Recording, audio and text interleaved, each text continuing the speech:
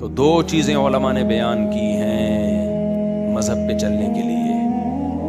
وہ دو چیزیں اگر آپ کی زندگی میں نہیں ہیں تو مذہب ہی کے نام پہ آپ گمراہ ہوگے بھی اور لوگوں کو گمراہ کرو گے بھی. یہ دو چیزوں کے لیے میں نے اتنی لمبی تمہید بیان کی. ان دو میں سے ایک چیز یہودیوں میں نکلی اور ایک عیسائیوں میں نکلی. سمجھتے ہو؟ اور مسلمانوں میں بہت سے ایسے ہیں جن میں دونوں ہی نکل گئی ہیں. ٹھیک ہے، دونوں ہی کیا ہو گئی ہیں؟ شارٹ. دو چیزوں میں جب دو چیزوں میں سے ایک چیز کی کمی ہو جائے تو آپ گمراہ. وہ دو چیزیں کیا ہیں؟ ایک کو کہتے ہیں علم، دوسرے کو کہتے ہیں ذکر. اللہ سے تعلق بھی کہہ سکتے ہیں، ذکر اللہ کی کثرت بھی کہہ سکتے ہیں، عبادت کی کثرت بھی. اللہ سے کتنا مضبوط ریلیشن ہے، مختلف تعبیرات ہیں، نتیجہ سب کا ایک ہی ہے. جب آپ کے پاس پراپر دین کا علم نہیں ہوتا، یہ نہیں کہ یوٹیوب پہ دیکھ کے علم حاصل کر لیا یا چند کتابیں پڑھ کے، پراپر وے میں آپ باقاعدہ علم حاصل نہیں کرتے تو خود بھی گمراہ ہوتے ہیں اور دوسروں کو بھی گمراہ کرتے ہیں.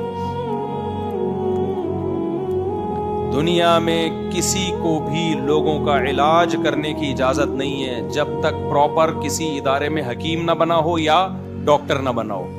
کہیں ہے دنیا میں آپ امریکہ کے ویزے کے لیے اپلائی کرو کہ میں ڈاکٹر ہوں، میں لوگوں کا وہاں جا کے علاج کرنا چاہتا ہوں. امریکن پوچھیں گے آپ نے کہاں سے پڑھا ہے؟ آپ کہہ رہے ہیں میرے نانا بہت بڑے ڈاکٹر تھے تو انہی کی خدمت میں ساری زندگی گزار دی میں نے.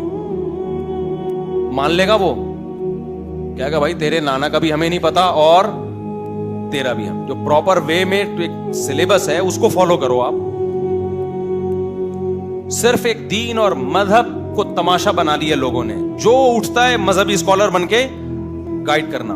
اور جب ان سے کہا جائے کہ تم نے کون سا سلیبس پڑھا ہے تو فوراً جواب دیتے ہیں کہ نبی کے دور میں کوئی سلیبس تھا ہے بھائی.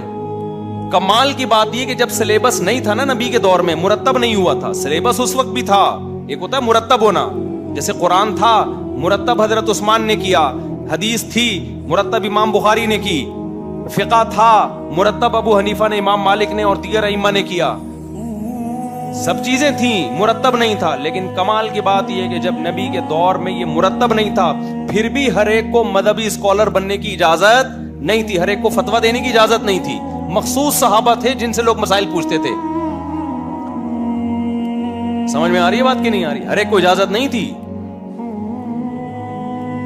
نبی دیکھتے تھے کہ جنہوں نے میری صحبت میں زیادہ ٹائم گزارا وہ حلال و حرام کا علم ہے، ان کو آپ صلی اللہ علیہ وسلم اتھارٹی دیتے تھے کہ یہ بتائیں گے لوگوں کو مسائل. آج تو جو اٹھتا ہے کم بخت چند کتابیں عربی تک تو آتی نہیں ہے جو اسلام کی بیسک زبان ہے، ایک لائن عربی میں نہیں پڑھ سکتے یہ لوگ. ایسے فتوے دے رہے ہیں، ایسے فتوے. تو جہاں علم کی کمی ہوگی وہاں مذہبی اسکالر تو آئیں گے لیکن لوگوں کو سیدھا راستہ دکھانے کے بجائے کیا کریں گے؟ گمراہ.